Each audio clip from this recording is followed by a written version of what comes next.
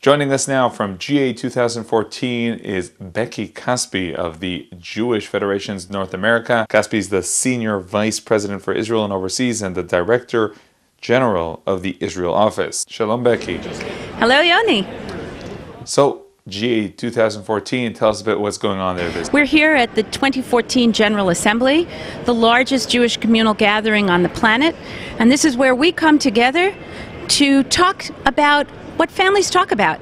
What's on our minds, what are the challenges, what are the opportunities, and how can we work together as a continental Jewish community most effectively? I have to tell you, one of the toughest challenges that participants in our GA always face is picking between the many concurrent breakout sessions and programs that are on offer. For example, today you could attend a program and meet with 9 program professionals from Jewish communities around the world, from India, from France, from Latin America, to hear about what's going on there. You could be hearing from European Jewish leaders about the terrible challenges of living with increasing anti-Semitism and where there's hope and what can we do differently to strengthen those communities. And you could be learning about some of the real pragmatic brass tacks things that we do at Jewish federations, how to raise more dollars to fuel these programs, and how to strengthen next generation Jews to continue their association, affiliation, and love of federation and love of Israel. GA 2014 is taking place in wake of the talks of tension between Jerusalem and Washington. You feeling this tension? You relating to this during this year's gathering? It's such an interesting question. You know, when you're in a family, sometimes things aren't easy, sometimes things are, but at the end of the day, you're family. And I would say that there's almost that level of friendship that's connecting the government of the United States and Israel. And so when you have a Vice President Joe Biden come to speak to us, as he did this morning, he honored us with his presence. And what did he talk about? He talked about the unwavering support of Israel by the United States, and he talked about the closeness, the warmth of his own personal relationship and of this government's connection with Prime Minister Netanyahu.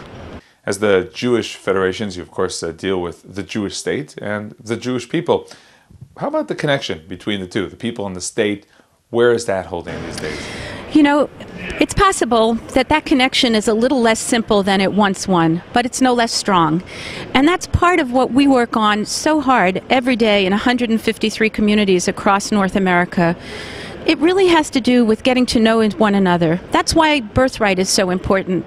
You know, that we're nearing 500,000 young Jews who have spent time in Israel learning about our communities. And we have 70,000 young Israelis who've participated in Birthright, making personal, eye-level connections. And those are the people who are going to take us into the future. And Birthright is a mega program, but it's just one.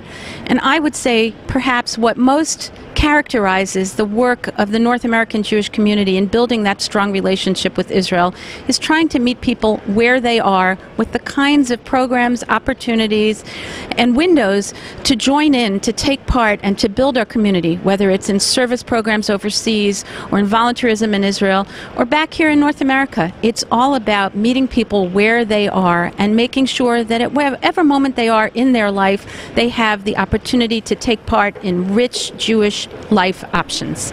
Becky Caspi of JFNA, thank you very much for joining us. Thank you so much, Yoni. Thanks for being with us here at JFNA's 2014 General Assembly.